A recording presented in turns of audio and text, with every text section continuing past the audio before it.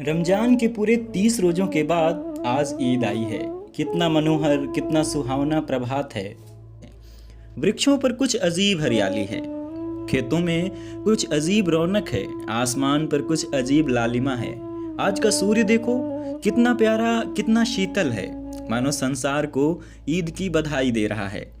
गांव में कितनी हलचल है, ईदगाह जाने की तैयारियां हो रही हैं। किसी के कुर्ते में बटन नहीं है, पड़ोस के घर सुई धागा लेने दौड़ा जा रहा है।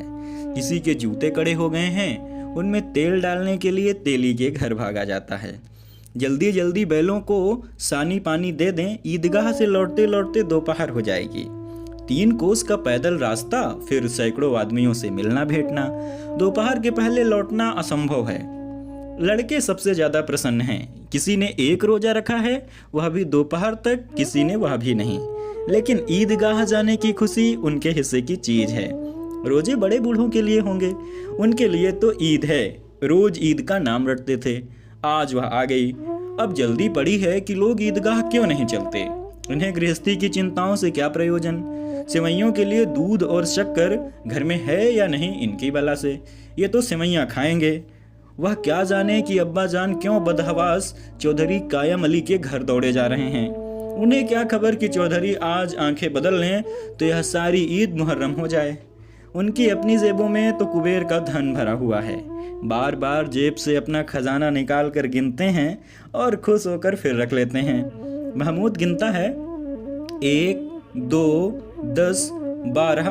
उसके पास 12 पैसे हैं। मोहसिन के पास 1, 2, 3, 8, 9, 15 पैसे हैं। इन्हीं अनगिनती पैसों में से अनगिनती चीजें लाएंगे, खिलौने, मिठाइयाँ, बिगुल, गेंद और न जाने क्या क्या। और सबसे ज्यादा प्रसन्न है हामिद। वह 4-5 साल का गरीब सूरत दुबला पतला लड़का, जिसका बाप गत वर्ष हैजे की भेंट हो गया और माँ न जाने क्यों पीली होती होती एक दिन मर गई। किसी को पता ना चला क्या बीमारी है, कहती भी तो कौन सुनने वाला था। दिल पर जो कुछ बीतती थी वह दिल में ही सहती थी, और जब ना सहा गया तो संसार से विदा हो गई। अब हामिद अपनी बूढ़ी दादी अमीना की गोद में सोता है और उतना ही प्रसन्न है। उसके अब्बा जान रुपए कमाने गए हैं, बहुत सी थैलियां लेकर आएंगे। अम्मी जान अल्लाह मियाँ के घर से उसके लिए बड़ी अच्छी अच्छी चीजें लाने गई हैं, इसीलिए हामिद प्रसन्न है। आशा तो बड़ी चीज है, और फिर बच्चों की आशा, उनकी कल्पना तो राय का पर्वत बना लेती है। हामिद के पाँव में जूते नहीं हैं, सिर पर एक पुरानी धुरानी टोपी है जिसका गोट काला पड़ गया है, फिर भी वह प्रसन्न है। जब उसके अब्बा जान थैलियाँ और अम्मी जान नियामतें लेकर आएंगे तो वह दिल के अरमान निकाल लेगा। तब वह देखेगा महमूद, मोहसिन, नूरे और सम्मी कहाँ से उतने पैसे निकालेंगे। अब आगे नमीना अपनी कोठरी में बैठी रो रही है। आज ईद का दिन और उसके घर में दाना नहीं। आज आबिद होता तो क्या ईद इसी तरह आती और चली जाती। इस अंधकार और निराशा में वह डूबी जा रही थी। किसने बुलाया था इस निगोड़ी ईद को। इस घर में उसका कोई काम नहीं है।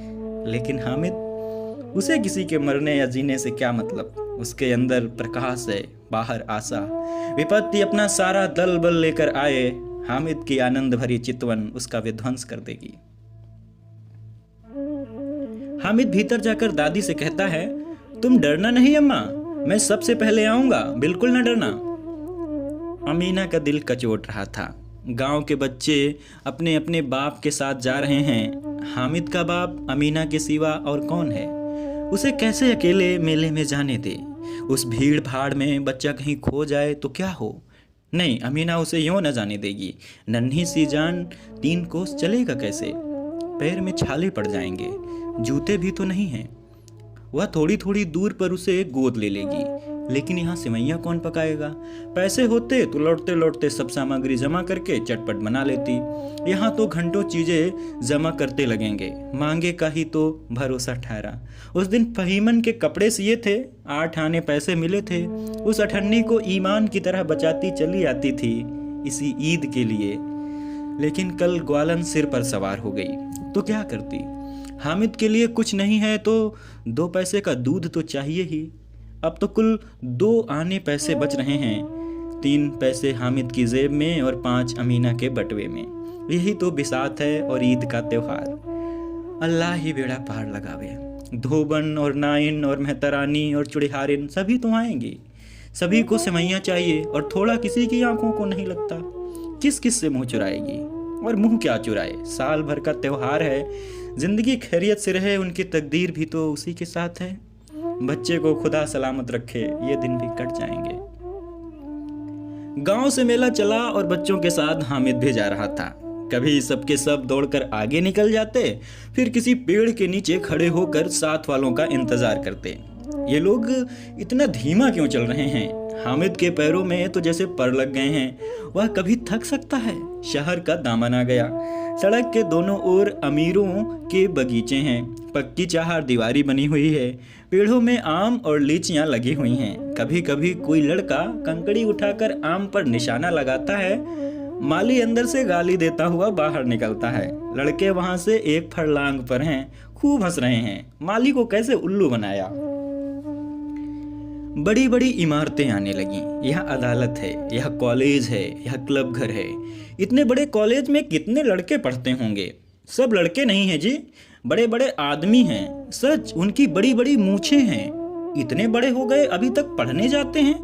न जाने कब तक पढ़ेंगे और क्या करेंगे इतना पढ़कर। हामिद के मदरसे में तो 2-3 बड़े बड़े लड़के हैं, बिल्कुल 3 कौड़ी के, रोज मार खाते हैं, काम से जी चुराने वाले। इस जगह भी उसी तरह के लोग होंगे और क्या। क्लब घर में जादू होता है। सुना है यहाँ मुर्दे की खोपड़ियां दौड़ती हैं और बड़े बड़े तमाशे होते हैं, पर किसी को अंदर नहीं जाने देते। और यहाँ शाम को साहब लोग खेलते हैं, बड़े बड़े आदमी खेलते हैं, मूंछों दाढ़ी वाले, और मैमें खेलती हैं। सच, हमारी अम्मा को तुआ दे दो, क्या नाम है, बैट, तो उसे पकड़ ही ना सकें, घुमाते ही लुढ़क ना जाएं। महमूद ने कहा, हमारी अम्मा जान का तो हाथ कांपने लगे, अल्लाह कसम। मोहसिन बोला, अम्मी मनो आटा पीस डालती हैं, जरा सा बैट पकड़ लेंगी तो हाथ कांपने लगे। सैकड़ों घड़े पानी रोज निकालती हैं, 5 घड़े तो मेरी भैंस पी जाती है। किसी मेम को 1 घड़ा पानी निकालना पड़े तो आंखों तले अंधेरा आ जाए। महमूद, लेकिन दौड़ती तो नहीं, उछल कूद तो नहीं सकती। मोहसिन, हाँ उछल कूद तो नहीं सकती, लेकिन उस दिन मेरी गाय खुल गई थी और चौधरी के खेत में जा पड़ी थी, तो अम्मी इतना तेज दौड़ी कि मैं उन्हें पा न सका। सच। आगे चले। हलवाइयों की दुकानें शुरू हो गईं। आज खूब सजी हुई थीं। इतनी मिठाइयाँ कौन खाता है? देखो ना, एक एक दुकान पर मनो होंगी। सुना है रात को जिन्नात आकर खरीद ले जाते हैं। अब्बा कहते हैं कि आधी रात को एक आदमी हर दुकान पर जाता है और जितना माल बचा होता है वह तुलवा लेता है और सचमुच के रुपए देता है, बिल्कुल ऐसे ही रुपए। हामिद को यकीन ना आया, ऐसे रुपए जिन्नात कहाँ से पाते होंगे? मोहसिन ने कहा, जिन्नात को रुपए की क्या कमी, जिस खजाने में चाहे चले जाएं, लोहे के दरवाजे तक उन्हें रोक नहीं सकते जनाब। आप हैं किस फेर में? हीरे जवाहरात तक उनके पास रहते हैं, जिससे खुश हो जाएं उसे टोकरो जवाहरात दे दें। अभी यहाँ बैठे हैं, 5 मिनट में कहो कलकत्ता पहुंच जाएं। हामिद ने फिर पूछा, जिन्नात बहुत बड़े होते होंगे? मोहसिन, एक एक आसमान के बराबर होता है जी। जमीन पर खड़ा हो जाए तो उसका सिर आसमान से जा लगे, मगर चाहे तो एक लोटे में घुस जाए। हामिद, लोग उन्हें खुश कैसे करते होंगे?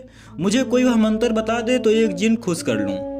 मोहसिन, अब यह तो मैं नहीं जानता, लेकिन चौधरी साहब के काबू में बहुत से जिन्नात हैं। कोई चीज चोरी हो जाए, चौधरी साहब उसका पता बता देंगे, चोर का नाम भी बता देंगे। जुमराती का बछुआ उस दिन खो गया था, 30 दिन हैरान हुए, कहीं ना मिला। तब झक मारकर चौधरी साहब के पास गए। चौधरी ने तुरंत बता दिया कि मवेशी खाने में है, और वहीं मिला। जिन्नात आकर उन्हें सारे जहान की खबर दे जाते हैं। अब उसकी समझ में आ गया कि चौधरी के पास क्यों इतना धन है और क्यों उनका इतना सम्मान है। आगे चले। यह पुलिस लाइन है। यहीं सब कांस्टेबल कवायद करते हैं। रिटर्न 5-4। रात को बेचारे घूम घूम कर पहरा देते हैं, नहीं चोरियां हो जाएं। मोहसिन ने प्रतिवाद किया, यह कांस्टेबल पहरा देते हैं? तभी तुम बहुत जानते हो अजी हजरत, यही तो चोरी कराते हैं। शहर के जितने चोर डाकू हैं सब इनसे मिले रहते हैं। रात को ये लोग चोरों से कहते हैं चोरी करो, और आप दूसरे मोहल्ले में जाकर जागते रहो पुकारते हैं। जब भी इन लोगों के पास इतने रुपए आते हैं। मेरे मामू एक थाने में कांस्टेबल हैं, 20 रुपया महीना पाते हैं, लेकिन 50 रुपए घर भेजते हैं। अल्लाह कसम, मैंने एक बार पूछा था कि मामू आप इतने रुपए कहाँ से पाते हैं? हंसकर कहने लगे, बेटा अल्लाह देता है। फिर आप ही बोले, हम लोग चाहें तो एक दिन में लाखों मार लाएं। हम तो इतना ही लेते हैं जिसमें अपनी बदनामी ना हो और नौकरी ना चली जाए। हामिद ने पूछा, यह लोग चोरी करवाते हैं तो इन्हें कोई पकड़ता क्यों नहीं? मोहसिन उसकी नादानी पर दया दिखाकर बोला, अरे पागल, इन्हें कौन पकड़ेगा? पकड़ने वाला तो खुद ये ही हैं, लेकिन अल्लाह इन्हें भी खूब सजा देता है। हराम का माल हराम में जाता है। थोड़े ही दिन हुए मामू के घर में आग लग गई, सारी लेई पूंजी जल गई, एक बर्तन तक ना बचा। कई दिन पेड़ के नीचे सोए, अल्लाह कसम पेड़ के नीचे। फिर न जाने कहां से 100 रुपया कर्ज ले आए तो बर्तन भाड़े आए। हामिद, 100 तो 50 से ज्यादा होते हैं। कहाँ 50 कहाँ 100? 50 एक थैली भर होता है और 100 2 थैलियों में भी ना आवे। अब बस्ती घनी होने लगी थी। ईदगाह जाने वालों की टोलियां नजर आने लगीं। एक से एक भड़कीले वस्त्र पहने हुए, कोई इक्के तांगे पर सवार, कोई मोटर पर। सभी इत्र में बसे, सभी के दिलों में उमंग। ग्रामीणों का यह छोटा सा दल अपनी विपन्नता से बेखबर, संतोष और धैर्य में मगन चला जा रहा था। बच्चों के लिए नगर की सभी चीजें अनोखी थीं। जिस चीज की ओर ताकते ताकते ही रह जाते, और पीछे से बार बार हॉर्न की आवाज होने पर भी ना चेतते। हामिद तो मोटर के नीचे जाते जाते बचा। सहसा ईदगाह नजर आया। ऊपर इमली के घने वृक्षों की छाया, नीचे पक्का फर्श है जिस पर जाजिम बिछा हुआ है, और रोजेदारों की पंक्तियां एक के पीछे एक न जाने कहां तक चली गई हैं, पक्के जगत के नीचे तक जहां जाजिम भी नहीं है। नए आने वाले आकर पीछे की कतार में खड़े हो जाते हैं। आगे जगह नहीं है। यहाँ कोई धन और पद नहीं देखता। इस्लाम की निगाह में सब बराबर हैं। इन ग्रामीणों ने भी वजू किया और पिछली पंक्ति में खड़े हो गए। कितना सुंदर संचालन है, कितनी सुंदर व्यवस्था। लाखों सिर एक साथ सजदे में झुक जाते हैं और फिर सब के सब एक साथ खड़े हो जाते हैं, एक साथ झुकते हैं और एक साथ घुटने के बल बैठ जाते हैं। कई बार यही क्रिया होती है, जैसे बिजली की लाखों बत्तियां एक साथ प्रदीप्त हों और एक साथ बुझ जाएं, और यही क्रम चलता रहे। कितना अपूर्व दृश्य था, जिसकी सामूहिक क्रियाएं विस्तार और अनंतता हृदय को श्रद्धा, गर्व और आत्मानंद से भर देती थीं। मानव भ्रातृत्व का एक सूत्र इन समस्त आत्माओं को एक लड़ी में पिरोए हुए है। नमाज खत्म हो गई, लोग आपस में गले मिल रहे हैं। तब मिठाई और खिलौने की दुकानों पर धावा होता है। ग्रामीणों का यह दल इस विषय में बालकों से कम उत्साही नहीं है। यह देखो हिंडोला है, 1 पैसा देकर चढ़ जाओ, कभी आसमान पर जाते हुए मालूम होगे, कभी जमीन पर गिरते हुए। यह चरखी है, लकड़ी के हाथी, घोड़े, ऊंट छड़ों से लटके हुए हैं। 1 पैसा देकर बैठ जाओ और 25 चक्कर का मजा लो। महमूद और मोहसिन और नूरे और सम्मी इन घोड़ों और ऊंटों पर बैठते हैं। हामिद दूर खड़ा है, 3 ही पैसे तो उसके पास हैं। अपने कोस का 1/3 जरा सा चक्कर खाने के लिए नहीं दे सकता। सब चरखियों से उतरते हैं, अब खिलौने लेंगे।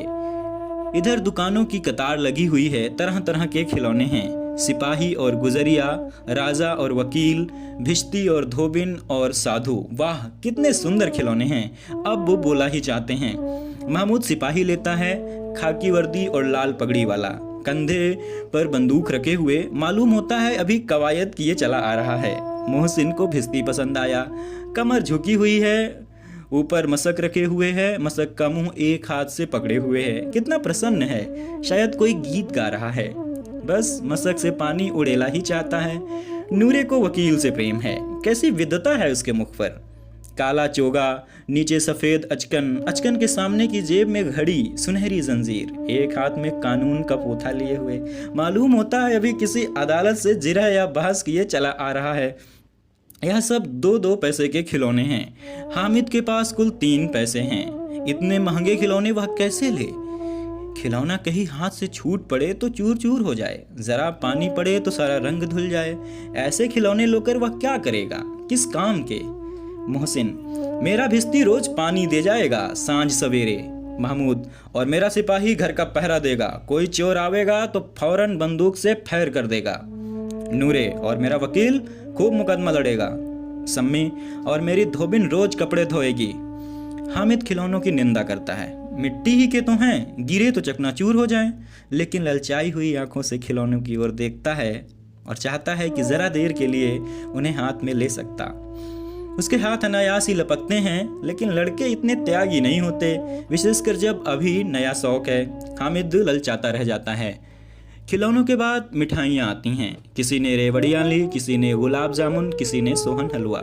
मज़े से खा रहे हैं। हामिद उनकी बिरादरी से पृथक है। अभागी के पास 3 पैसे हैं, क्यों नहीं कुछ लेकर खाता। ललचाई आंखों से सब की ओर देखता है। मोहसिन कहता है, हामिद रेवड़ी ले जाओ, कितनी खुशबूदार है। हामिद को संदेह हुआ यह केवल क्रूर विनोद है। मोहसिन इतना उदार नहीं, लेकिन यह जानकर भी उसके पास जाता है। मोहसिन दोने से एक रेवड़ी निकालकर हामिद की ओर बढ़ाता है। हामिद हाथ फैलाता है। मोहसिन रेवड़ी अपने मुंह में रख लेता है। महमूद और नूरे, सम्मी सब तालियां बजा बजा कर हंसते हैं। हामिद खिसिया जाता है। मोहसिन, अच्छा आपकी जरूर देंगे। हामिद, अल्लाह कसम ले जाओ। हामिद, रखे रहो, क्या मेरे पास पैसे नहीं हैं? सम्मी, 3 ही पैसे तो हैं, 3 पैसे में क्या क्या लोगे? महमूद, हमसे गुलाब जामुन ले जाओ। हामिद, मोहसिन बदमाश है। हामिद, मिठाई कौन बड़ी नेमत है, किताब में इसकी कितनी बुराई लिखी है। मोहसिन, लेकिन दिल में कह रहे होगे कि मिलें तो खा लें, अपने पैसे क्यों नहीं निकालते। महमूद, हम समझते हैं इसकी चालाकी, जब हमारे पास सारे पैसे खर्च हो जाएंगे तो हमें ललचा ललचा कर खाएगा। मिठाइयों के बाद कुछ दुकानें लोहे की चीज़ों की हैं, कुछ गिलट और कुछ नकली गहनों की। लड़कों के लिए यहाँ कोई आकर्षण ना था। वह सब आगे बढ़ जाते हैं। हामिद लोहे की दुकान पर रुक जाता है। कई चिमटे रखे हुए थे। उसे ख्याल आया दादी के पास चिमटा नहीं है। तवे से रोटियां उतारती हैं तो हाथ जल जाता है। अगर वह चिमटा ले जाकर दादी को दे दे तो वह कितनी प्रसन्न होंगी। फिर उनकी उंगलियां कभी ना जलेंगी। घर में एक काम की चीज हो जाएगी। खिलौने से क्या फायदा, व्यर्थ में पैसे खराब होंगे। जरा देर के लिए खुशी ही तो होती है, फिर तो खिलौने को कोई आंख उठाकर नहीं देखता। या तो घर पहुंचते पहुंचते टूट फूट कर बराबर हो जाएंगे, या छोटे बच्चे जो मेले में नहीं आए हैं जिद करके ले लेंगे और तोड़ डालेंगे। चिमटा कितने काम की चीज़ है। रोटियां तवे से उतार लो, चूल्हे में सेक लो, कोई आग मांगने आवे तो चटपट चूल्हे से निकाल कर उसे आग दे दो। अम्मा बेचारी को कहाँ फुर्सत है कि बाजार आएं, और फिर इतने पैसे ही कहाँ मिलते हैं। रोज हाथ जला लेती है। हामिद के साथ ही आगे बढ़ जाते हैं। सबील पर सबके सब शरबत पी रहे हैं। देखो सबके सब कितने लालची हैं। इतनी मिठाइयाँ ले, मुझे किसी ने पूछा तक नहीं। उस पर कहते हैं मेरे साथ खेलो, मेरा यह काम करो। अब अगर किसी ने काम करने को कहा तो पूछूंगा, खाएं मिठाइयाँ? आप मुंह सड़ेगा, फोड़े फुंसियाँ निकलेंगी, आप ही जुबान चटोरी हो जाएगी, तब घर के पैसे चुराएंगे और मार खाएंगे। किताब में सब बातें झूठी थोड़े लिखी हैं, मेरी जबान क्यों खराब होगी। अम्मा चिमटा देखते ही दौड़कर मेरे हाथ से ले लेंगी और कहेंगी मेरा बच्चा अम्मा के लिए चिमटा लाया है, हजारों दुआएं देंगी। फिर पड़ोस की औरतों के दिखाएंगी, सारे गांव में चर्चा होने लगेगी, हामिद चिमटा लाया है, कितना अच्छा लड़का है। इन लोगों के खिलौनों को कौन दुआएं देगा। बड़ों की दुआएं सीधे अल्लाह के दरबार में पहुंचती हैं और तुरंत सुनी जाती हैं। मेरे पास पैसे नहीं है, तभी तो मोहसिन महमूद यूँ मिजाज दिखाते हैं। मैं भी इनसे मिजाज दिखाऊंगा। खेलें खिलौने और खाएं मिठाइयाँ। मैं नहीं खेलता खिलौने, किसी का मिजाज क्यों सहूं। मैं गरीब सही, किसी से कुछ मांगने तो नहीं जाता। आखिर अब्बा जान कभी न कभी तो आएंगे, अम्मा भी आएंगी ही। फिर इन लोगों से पूछूंगा कि खिलौने लोगे। एक एक को टोकरियां खिलौने दूंगा और दिखा दूंगा कि दोस्तों के साथ इस तरह सलूक किया जाता है। यह नहीं कि 1 पैसे की रेवड़ियाँ ली तो चिढ़ा चिढ़ा कर खाने लगे। सबके सब खूब हंसेंगे कि हामिद चिमटा लिया है। हंसे मेरी बला से। उसने दुकानदार से पूछा यह चिमटा कितने का है। दुकानदार ने उसकी ओर देखकर और कोई आदमी साथ न देखकर कहा यह तुम्हारे काम की चीज नहीं है, बिकाऊ है। बिकाऊ क्यों नहीं है, और क्यों लाद कर लाए हैं, तो बताते क्यों नहीं कि कै पैसे का है। 6 पैसे लगेंगे। हामिद का दिल बैठ गया। ठीक ठीक 5 पैसे लगेंगे, लेना हो तो लो, नहीं चलते बनो। हामिद ने कलेजा मजबूत करके कहा 3 पैसे लोगे। यह कहता हुआ वह आगे बढ़ गया कि दुकानदार की घुड़कियां ना सुने। लेकिन दुकानदार ने घुड़कियां नहीं दी, बुलाकर चिमटा दे दिया। हामिद ने उसे इस तरह कंधे पर रखा मानो बंदूक है और शान से अकड़ता हुआ संगियों के पास आया। जरा सुने सबके सब क्या क्या आलोचनाएं करते हैं। मोहसिन ने हंस कर कहा, यह चिमटा क्यों ले आया पगले, इसे क्या करेगा? हामिद ने चिमटे को जमीन पर पटक कर कहा, जरा अपना भिस्ती जमीन पर गिरा दो, सारी पसलियां चूर चूर हो जाएं बच्चा की। महमूद बोला, तो यह चिमटा कोई खिलौना है? हामिद, खिलौना क्यों नहीं है, अभी कंधे पर रखा, बंदूक हो गई, हाथ में ले लिया, फकीरों का चिमटा हो गया। चाहूं तो इससे मजीरे का काम ले सकता हूँ। एक चिमटा जमा दूं तो तुम लोगों के सारे खिलौनों की जान निकल जाए। तुम्हारे खिलौने कितना ही जोर लगावें, वे मेरे चिमटे का बाल भी बांका नहीं कर सकते। मेरा बहादुर शेर है चिमटा। सम्मी ने खंजरी ली थी, प्रभावित होकर बोला, मेरी खंजरी से बदलोगे? 2 आने की है। हामिद ने खंजरी की ओर उपेक्षा से देखा। मेरा चिमटा चाहे तो तुम्हारी खंजरी का पेट फाड़ डाले, बस एक चमड़े की झिल्ली लगा दी और ढप ढप बोलने लगी। जरा सा पानी लग जाए तो खत्म हो जाए। मेरा बहादुर चिमटा आग में, पानी में, तूफान में बराबर डटा रहेगा।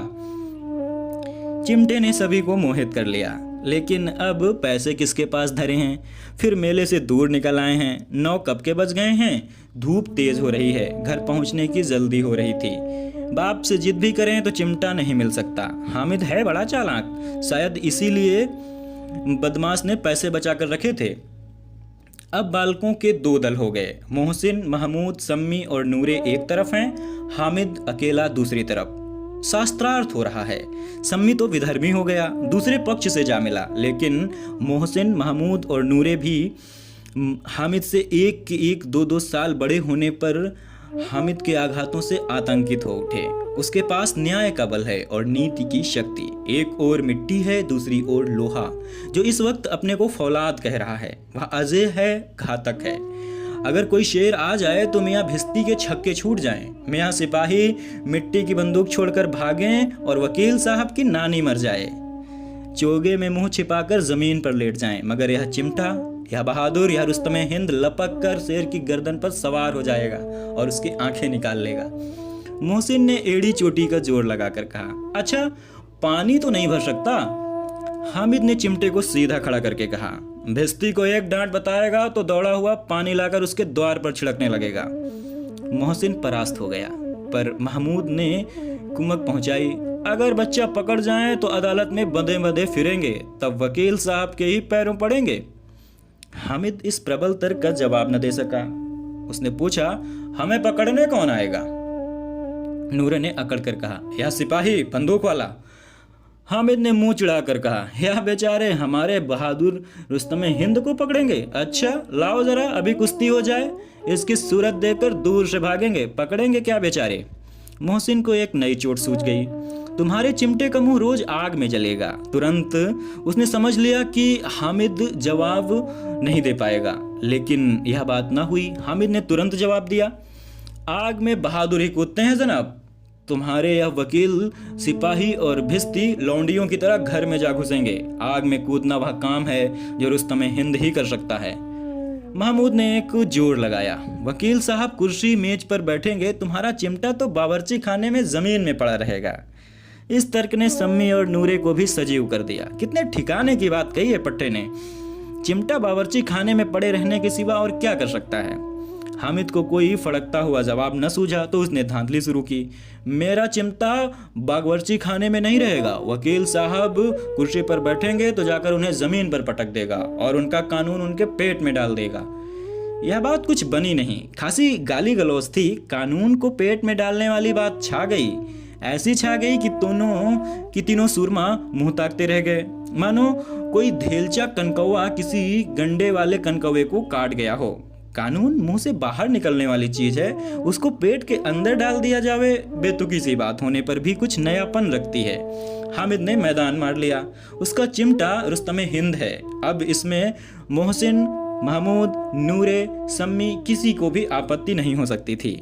विजेता को हारने वालों से जो चमत्कार मिलना स्वाभाविक था वह हामिद को भी मिला, और उन्हें 3-3, 4-4 आने खर्च करके कोई काम की चीज न ली थी। हामिद ने 3 पैसे में रंग जमा लिया। सच ही तो है, खिलौनों का क्या भरोसा, टूट फूट जाएंगे। हामिद का चिमटा बना रहेगा बरसों। संधि की शर्त तय होने लगी। मोहसिन ने कहा, जरा अपना चिमटा दो, हम भी देखें तो। तुम हमारा भिस्ती लेकर देखो। महमूद और नूरे ने भी अपने अपने खिलौने पेश किए। हामिद को इन शर्तों के मानने में कोई आपत्ति न थी। चिमटा बारी बारी से सबके हाथ में गया और उनके खिलौने बारी बारी से हामिद के हाथ में आए। कितने खूबसूरत खिलौने हैं। हामिद ने हारने वालों के आंसू पोंछे। मैं तुम्हें चिढ़ा रहा था, सच। यह लोहे का चिमटा भला इन खिलौनों की क्या बराबरी करेगा। मालूम होता है अब बोले। लेकिन मोहसिन की पार्टी को इस दिलासे से संतोष नहीं हुआ। चिमटे का सिक्का खूब बैठ गया। चिपका हुआ टिकट अब पानी से नहीं छूट रहा था। मोहसिन, लेकिन इन खिलौनों के लिए कोई हमें दुआ तो ना देगा। मोहसिन, दुआ के लिए फिरते हो? उल्टे मार न पड़े, अम्मा जरूर कहेंगे कि मेले में मिट्टी के खिलौने तुम्हें मिले। हामिद को स्वीकार करना पड़ा कि खिलौनों को देखकर किसी की माँ इतनी खुश न होंगी जितनी दादी चिमटे को देखकर होंगी। 3 पैसों में ही उसने सब कुछ करना था और उन पैसों के इस उपयोग पर पछतावे की बिल्कुल ज़रूरत न थी। फिर अब तो चिमटा रुस्तमे हिंद है और सभी खिलौनों का बादशाह। रास्ते में महमूद को भूख लगी। उसके बाप ने केले खाने को दिए। महमूद ने केवल हामिद को साची बनाया। उसके अन्य मित्र मुंह ताकते रह गए। यह उस चिमटे का प्रसाद था। 11 बजे सारे गांव में हलचल मच गई। मेले वाले आ गए। मोहसिन की छोटी बहन ने दौड़कर भिश्ती उसके हाथ से छीन लिया और मारे खुशी के जो उछली तो मियाँ भिश्ती नीचे आ गिरे और सुरलोक सिधारे। इस पर भाई बहन में खूब मारपीट हुई। दोनों खूब रोए। उनकी अम्मा यह शोर सुनकर बिगड़ी और दोनों को ऊपर से 2-2 चाटे और लगाए। मियाँ नूरे के वकील का अंत उसके प्रतिष्ठा अनुकूल इससे और ज्यादा गौरवमय हुआ।